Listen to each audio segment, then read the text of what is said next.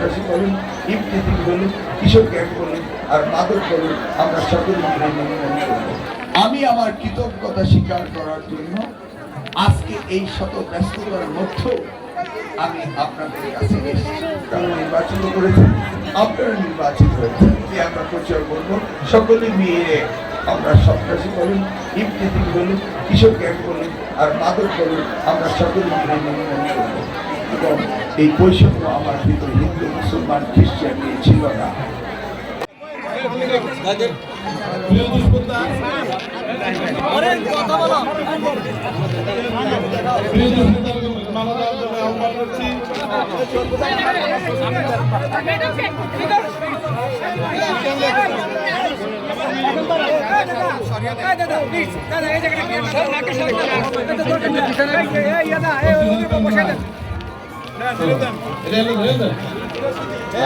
cameraman ছাড়েন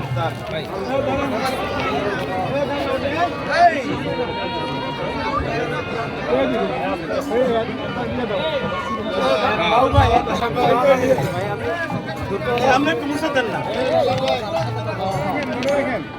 হয়েছে